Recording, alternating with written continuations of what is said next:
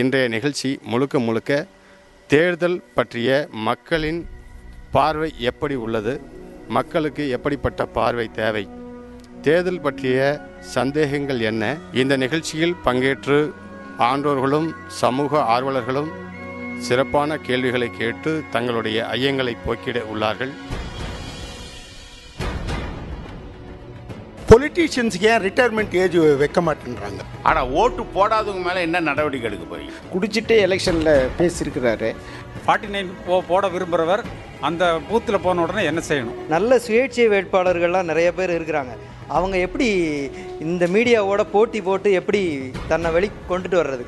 நீங்கள் போடுற ஓட்டு யாருக்குமே தெரியாதுன்றதை மக்களுக்கு தெளிவுபடுத்தினா நல்லதுன்னு நினைக்கிறேன். அந்த 4 to 5 என்னெல்லாம் நடக்குமோ அப்போ நீங்கள் கண்ணியமான தேர்தலாக கண்காணிப்பீங்களா? இந்த தேர்தலில் நான் 4 லட்சம் ரூபாய் சொத்து காட்டுகிறேன், அடுத்த தேர்தல் 4 கோடி காட்டுகிறேன், என்னோட மனுவை ஏன் நிராகரிக்க கூடாது? லட்சக்கணக்கான அரசாங்க ஊழியர்கள் இருக்காங்க, அவங்க தேர் நாட் எலிஜிபிள் 49 சொல்கிறாங்க. இது எந்த விதத்தில் நியாயம்? இப்போ நம்ம எம்எல்ஏ ஒரு கழிட்டு வராங்கன்னா அவங்க எம்எல்ஏன்னா என்னன்னே தெரியாதுன்னா அங்கே அப்பேர் ஆகலாம். இவ்வாறான கேள்விகளுக்கு விடையளிக்க முன்னாள் தலைமை தேர்தல் அதிகாரி நரேஷ் குப்தா ஐஏஎஸ் அவர்களும் முன்னாள் ஐஏஎஸ் அதிகாரி திரு தேவசகாயம் அவர்களும் வருகை புரிகிறார்கள்.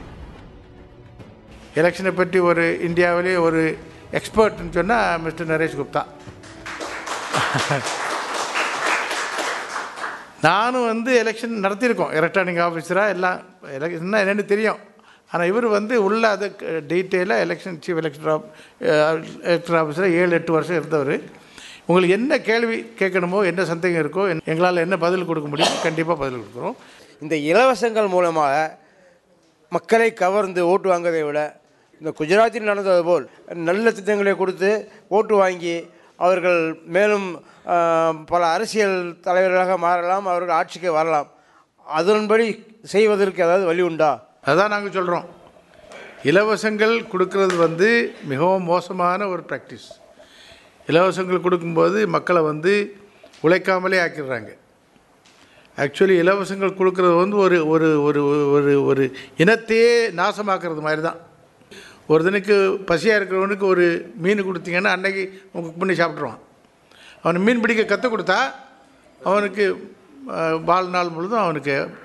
இங்கே என்ன நடக்குதுன்னா, அந்த இலவசத்தினால மக்கள் உழைக்கிறதுக்கு இன்ட்ரெஸ்ட் இல்லை, அதோட சாராயம் ஃப்ரீயாக இருந்துக்கிட்டு இருக்குது. அது எப்படின்னா அரசியல் இதில் போகிற விருப்பம் இல்லை. ஆனால் அங்கே இலவசங்களுக்கிறத ஒழிச்சு கட்டணும். அது அநேகமாக ஹைகோர்ட்டுக்கு மூவ் பண்ண போகிறோம். நாங்கள் இலவசங்கிறதே கொடுக்கக்கூடாது. இதுவும் லஞ்சம் தான். இது இப்போ கொடுக்குற லஞ்சம், ஆட்சிக்கு அப்புறம் கொடுக்குற லஞ்சம், இது லஞ்சம் தான். ஆனால் இலவசங்களுக்கிறதே, அதாவது மானம் உள்ளவங்க யாருமே இலவசம் வாங்க மாட்டாங்க. இலவசம் வாங்கியாச்சுன்னா பிச்சை வாங்குறதுக்கும் இலவசம் வாங்குறது ஒரு வித்தியாசம் இல்லை. மக்கள் எதிர்க்கணும். அதுக்குள்ளே ஒரு இளைஞர்களால் ஒரு நம்ம இயக்கத்தை உருவாக்கும் போது இதுவும் ஒரு பாயிண்டாக வரும். மக்கள் மத்தியில் போக வேண்டியிருக்கும். இந்த இலவசங்களை கொண்டு வந்தால் அது வேண்டான்னு சொல்லுங்கள். வேறு எந்த ஸ்டேட்லேயும் இப்படி இலவசம் இல்லைங்க. உள்ளதில் மோசமான அசிங்கமான ஸ்டேட் தமிழ்நாடு தான். வேறு எந்த ஸ்டேட்லேயும் கிடையாது. நம்ம இதை பார்த்து மற்றவங்க படிக்கிறான்னு கேட்போம். முந்தி தமிழ்நாட்டில் நல்லதை பார்த்து படிச்சுக்கிட்டு இருந்தான், இப்போ கெட்டதை பார்த்து படிச்சுக்கிட்டு இருக்கான். இதான் நடந்துக்கிட்டு இருக்கு. பணம் வாங்குறாங்களோ வாங்கலையோ வீட்டில் கொண்டாந்து போட்டுறாங்க அப்படின்னு சில பேருக்கு இது இருக்குது. போட்டுட்டு என்ன சொல்கிறாங்களாம், நீங்கள் ஓட்டு போடும்போது யாருக்கு ஓட்டு போகிறீங்கன்னு நாங்கள் வீடியோ படம் எடுக்கிறாங்க, அது எங்களுக்கு தெரிஞ்சிரும்னு சொல்கிறாங்களாம். இந்த மக்களுக்கு இருக்கிற இந்த பயத்தை போக்குறதுக்கு அந்த பூத் முன்னால் ஒரு போஸ்டர் நல்ல படம் போட்டு நீங்கள் போடுற ஓட்டு யாருக்குமே தெரியாதுன்றதை மக்களுக்கு தெளிவுபடுத்தினா நல்லதுன்னு நினைக்கிறேன். சரி, போட்டா இப்போ தெரியாமல் கொண்டு பேப்பரில் போட்டுறாங்க. அப்போ போடுறதெல்லாம் இப்போ குறையுது. ஆனால் forced bribing there can be force bribing. வாங்க விருப்பம் இல்லாதவன்ட்டு ஒன்று கம்பல்சரியாக கொடுக்க முடியாது. ஆனால் பேப்பரில் டோர் ஸ்டெப்பில் போட்டுட்டு போயிட்டாங்கன்னா அது வேறு. ஆனால் இது ஒரு தப்பான ஒரு இது பண்ணுறாங்க. உள்ள வீடியோ எடுக்கும்போது நீ அங்கே யாருக்கு ப்ரெஸ் பண்ணுறாங்க தெரிஞ்சு போவோம் கிடையாது. இவங்க ஃபோட்டோ எடுக்கிற ஆங்கிளே வேறு. அந்த ஆங்கிளிருந்து நீங்கள் உள்ள அந்த இவிஎம்மில் பட்டனில் இது பண்ணும்போது தெரியவே தெரியாது. இது தப்பான ஃபால்ஸ் ப்ரொபகண்டா. யாராவது அப்படி சொன்னாங்கன்னா அவன்கிட்ட கிளியராக சொல்லிடுங்க. இப்போ இது வரைக்கும் போலீஸ் கண்காணிப்பு, பணம் பட்டோட எல்லாத்தையும் முடைக்கிறீங்க. ஆனால் தேர்தல் முடிகிற நேரத்தில் ஏற்கனவே மாநகராட்சி தேர்தல் உங்களுக்கு தெரிஞ்சிருக்கும். அந்த 4 to 5 என்னெல்லாம் நடக்குமோ அப்போ நீங்கள் கண்ணியமான தேர்தலாக கண்காணிப்பீங்களா? கடைசியில் 3 மணிலேருந்து 5 மணி வரை, 4லேருந்து 5 மணி வரை ரெக்கிங் பண்ணுவாங்கன்னு சொன்னாங்க இல்லையா? அது வந்து பழைய இது அந்த பேலட் பேப்பர் இருக்கும்போது பண்ணுவாங்க, தக்க மட்டும் குத்திடுவாங்க. இப்போ வந்து ஒரு ஓட்டு போடுறதுக்கு 12 செகண்ட், 12 செகண்டுக்கு மேலே அடுத்த ஓட்டு போட முடியாது. ஒரு நிமிஷத்தில் 5 ஓட்டு தான் போட முடியும். புரியுதா? இப்போ 5 ஓட்டு போடும்போது என்ன எவ்வளோ வரைக்கும் பண்ணிடுவாங்க. அதுக்கு முன்னால் இன்ஃபர்மேஷன் கிடச்சுன்னா போலீஸ் ஃப்ளைங் ஸ்குவாட் உடனே வந்துடுமே. அதனால் அந்த முந்தைய மாதிரி லார்ஜ் ஸ்கேல் வரைக்கும் பண்ண முடியாது, ட்ரை பண்ணாலும் முடியாது. கூடி போனால் ரொம்ப கஷ்டப்பட்டால் 40 ஓட்டு 50 ஓட்டு போட முடியும், தவிர முந்தைய மாதிரி போட முடியாது. அதுவும் அவ்வளவு ஈஸி இல்லை. ஏன்னா மினி அப்சர்வர்ஸ் எல்லாம் மைக்ரோ அப்சர்வர்ஸ் எல்லாம் அப்சர்வ் பண்ணிக்கிட்டு இருக்காங்க. இப்போ முந்தைய மாதிரி அப்படி இல்லை.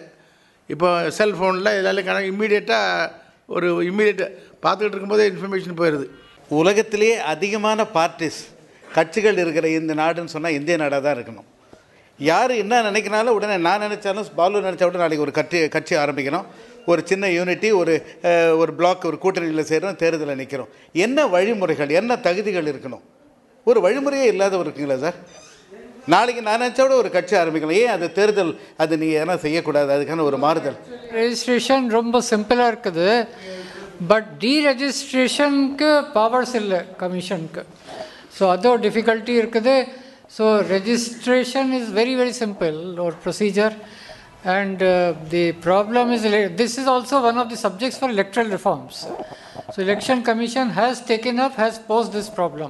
இந்த சூழ்நிலையில் குறைஞ்சது அடுத்த தேர்தலையாவது, வர இருக்கிற உள்ளாட்சி தேர்தலையாவது, அந்த தேர்தலுக்கு ஒரு மாதத்துக்கு முன்னாடி அந்த சுயநிதி உதவி குழுக்களினுடைய பேங்க் அக்கௌண்ட்லேருந்து எல்லா வித அக்கௌண்ட்டுங்களையும் ஃப்ரீஸ் பண்ணுறதுக்கான சட்ட திருத்தமோ இல்லை ஏதாவது ஒரு வழிமுறையோ கொண்டு வரப்படுமா? முதல்ல செல்ஃப் ஹெல்ப் குரூப்பில் வந்து பணம் பட்டுவாடா பண்ணுறாங்கன்னு சொன்னாங்க. இப்போ சரியான ஒரு கருத்து. இந்த எலெக்ஷன் மானிட்டரிங்கில் இப்போது சுப்பிரமணியம் சொல்லும்போது இது நாங்கள் வந்து எலெக்ஷன் கமிஷன்கிட்ட சொல்லி ரொம்ப ஸ்ட்ரிக்டாக இந்த தடவை கைட்லைன்ஸ் கொடுத்துருக்காங்க. March 1 daily monitoring district collector வந்து டெய்லி மானிட்டரிங் பண்ணணும். எவ்வளோ பணம் உள்ளே வந்திருக்கு, எவ்வளோ பணம் வெளியே போகுது. அதே மாதிரி பேங்க்ஸுக்கு இன்ஸ்ட்ரக்ஷன் கொடுத்துருக்காங்க. பல இடங்களில் அந்த டிரான்சாக்ஷனே ஸ்டாப் பண்ணிட்டாங்க. அதுக்கு நிறைய கம்ப்ளைண்ட் கூட வந்திருக்கு. ஆனால் செல்ஃப் ஹெல்ப் குரூப்பை பற்றி எலெக்ஷன் கமிஷனுக்கு இப்போ சரியாக தெரிஞ்சு போச்சுது. இனி இது சரியாக என்ன ஸ்டடி பண்ணி இன்னும் நிறைய ஸ்ட்ரிக்டாக எப்படி இதை கண்ட்ரோல் பண்ணுறது. நீங்கள் சொன்னது கரெக்ட் தான். செல்ஃப் ஹெல்ப் குரூப்பை ஒரு ஒரு லஞ்ச ஏஜெண்ட்டாக மாற்றிடுறாங்க. அது ரொம்ப தப்பு. ரொம்ப நல்ல நோபல் காஸ்க்காக உருவானது.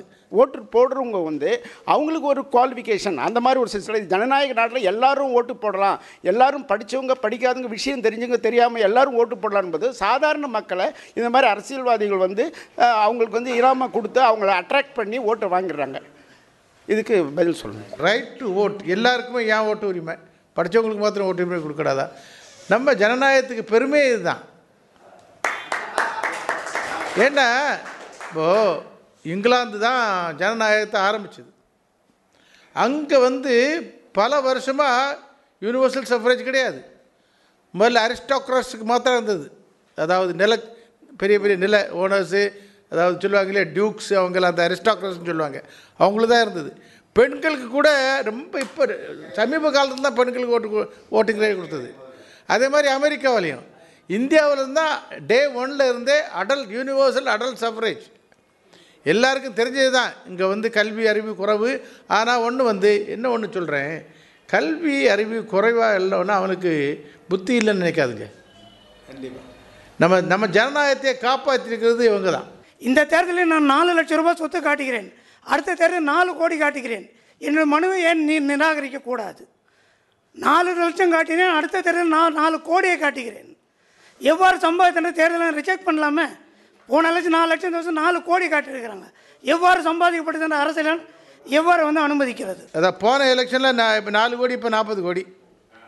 அதை ஏன் டிஸ்குவாலிஃபை பண்ண முடிய மாட்டேங்குது? நல்ல கேள்வி தான். ஏன்னா அதை நாங்கள் நேற்று தான் அதை டிஸ்கஸ் பண்ணும்போது இந்த எலெக்ஷன் முடிஞ்சதுக்கப்புறம் அந்த ப்ராசஸை கம்ப்ளீட்டாக எலக்ட்ரல் ப்ராசஸ் நடக்குது பார்த்தீங்களா?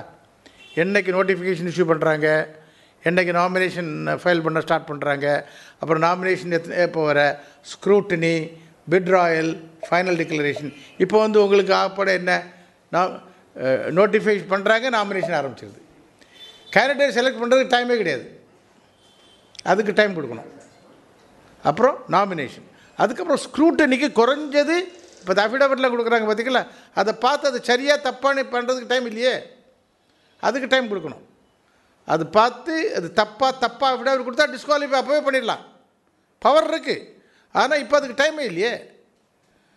அதனால் அந்த சீர்திருத்தத்தை கொண்டு வரதுக்கு எலெக்ஷன் கமிஷனுக்கு பவர் இருக்குதுன்னு நினைக்கிறோம். அதனால் அவங்க டைம் கொஞ்சம் ஜாஸ்தி கொடுத்து, ஒவ்வொரு ஸ்டேஜுக்கும் ஜாஸ்தி டைம் கொடுத்து, ரிட்டர்னிங் ஆஃபீஸர்ஸ் வந்து இதை சரியாக பரிசீலனை பண்ணி அந்த டைம்லேயே டிஸ்குவாலிஃபை பண்ணால் அந்த இதில் வந்து நிறைய இம்ப்ரூவ்மெண்ட்ஸ் நம்ம கொண்டு வர முடியும். பொலிட்டீஷியன்ஸுக்கு ஏன் ரிட்டையர்மெண்ட் ஏஜ் வைக்க மாட்டேன்றாங்க? இப்போ சட்டத்தில் ஒன்றும் லிமிட் இல்லை, as it is age limit கிடையாது. பட் சில கண்ட்ரீஸில் இருக்குது. ஃபார் எக்ஸாம்பிள் பூட்டானில் 60 அல்லது 65 ஏஜ் லிமிட் வச்சுருக்காங்க. அதே மாதிரி எஜுகேஷ்னல் குவாலிஃபிகேஷனும் ப்ரிஸ்கிரைப் சில கண்ட்ரீஸில் பண்ணியிருக்காங்க. பட் இந்தியன் சிஸ்டமில் எலெக்ஷன் சட்டத்தில் ஒன்றும் ஏஜ் லிமிட் கிடையாது. அதை பார்லிமெண்ட் தான் அதை யோசித்து சட்டம் திருத்தணும்னா பார்லிமெண்ட் தான் திருத்த முடியும். எலெக்ஷன் கமிஷன் வெறும் சிஃபாரிஷ் தான் பண்ண முடியும். எலெக்ஷன் கமிஷனுக்கு இந்த உரிமை இல்லை.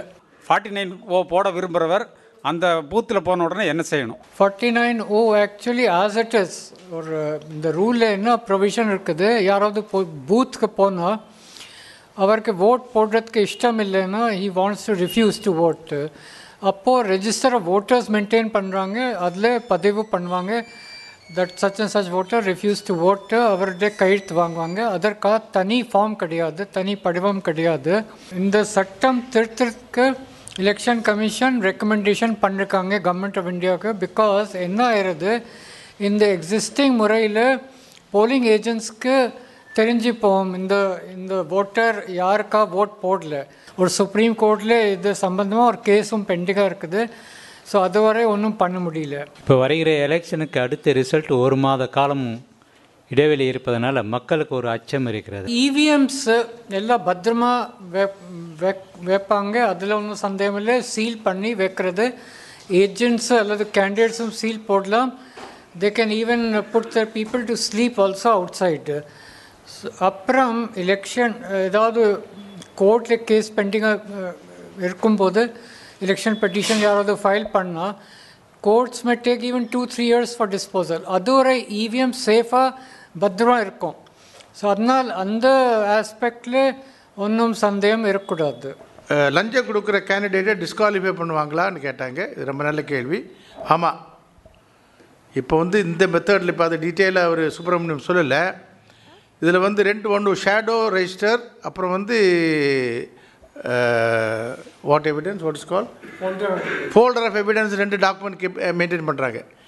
என்ன செலவு பண்ணுறாங்களோ அது எல்லாம் அப்படியே மாஸ்டர் இதில் வந்துடுது.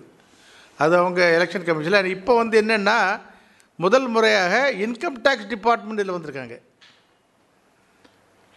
Income tax department, audit and accounts department அவங்க வந்திருக்காங்க. அவங்க தான் இந்த ஃபைலை மெயின்டைன் பண்ணுறாங்க. இவங்க வந்து கேண்டிடேட் வந்து தப்பான இது கொடுத்தாருன்னா அதுக்கும் இதுக்கும் கேப் இருந்துன்னா அவரை டிஸ்குவாலிஃபை பண்ணுறது எலெக்ஷன் கமிஷன் பவர் இருக்குது, டிஸ்குவாலிஃபை பண்ணுவாங்க.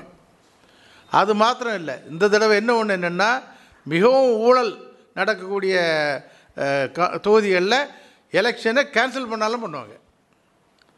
அது கூட இந்த தடவை நடக்கிறதுக்கு வாய்ப்பு இருக்குது. அதனால் இந்த ஊழல் கொடுக்குறவங்க நம்ம கேர்ஃபுல்லாக இருக்கணும். எலெக்ஷன் கேன்சல் பண்ணுறதுக்குள்ள வாய்ப்பு இருக்குது இந்த தடவை. அதனால தான் இவ்வளவு கெடுபிடிகள்லாம் நடந்துக்கிட்டு இருக்குது. எவ்வளவுதான் கெடுபிடிகள் இருந்தாலும் ஆங்காங்கே தவறுகள் நடக்கத்தான் செய்யுது. இதை எப்படி பொதுமக்களாகிய நாம் தெரியப்படுத்துறது? 1965 1965 இந்த இலவச எண்ணுக்கு ஃபோன் செய்தோம்னா உடனடியாக நடவடிக்கை உறுதி.